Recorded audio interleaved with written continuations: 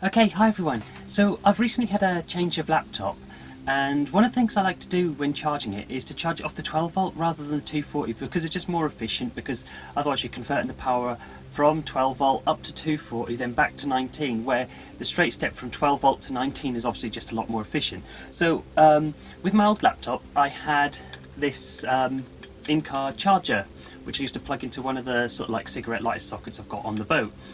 Now that comes with a whole load of different sort of like tips that will go into different laptops. Now with my old laptop it was a sort of a more modern HP one, and they only had the fitting for the old HP laptop. I think the newer version of this actually has a different set of tips that fit newer laptops. In case you're wondering, it's by a company called 2Power, and I'm really pleased with it.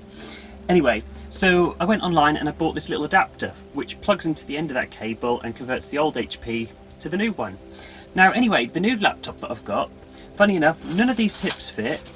I had a look online for a little cable like this to see if I could do the same thing again, and unfortunately this kind of thing just isn't available for my laptop. So what I've done is I've ordered another one of these and the plug that goes on the end that fits into my laptop, and I'm going to make my own, which is what this is going to be about.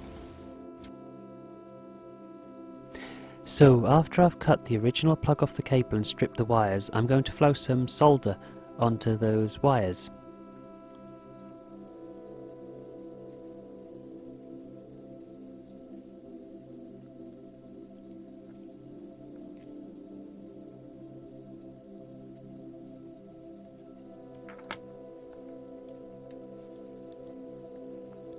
The next step is to go and flow some solder then onto the plug.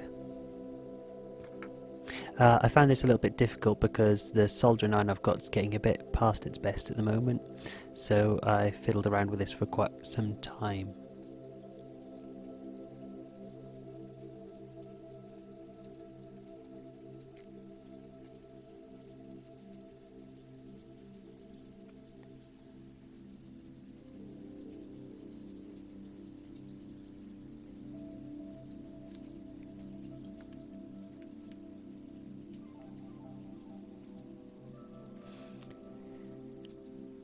Now the next step is to get the cables from the plug and the actual plug and solder them both together.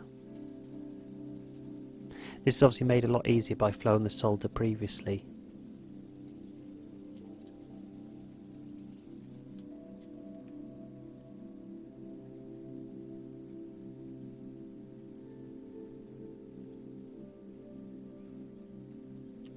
And finally, to screw the cover back onto the plug, and I put a bit of heat shrink over the end just to sort of give it a little bit more extra strength. So what I'm going to do is just heat that up with a lighter.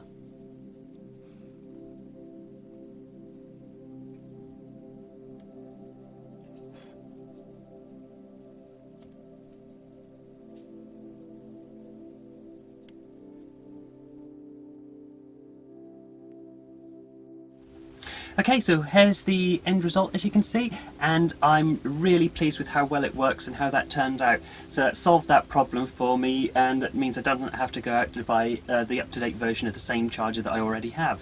So anyway, I hope you've enjoyed watching this video, and if you have, then please like and subscribe, and you'll see more from me very soon. Thank you very much. Bye-bye.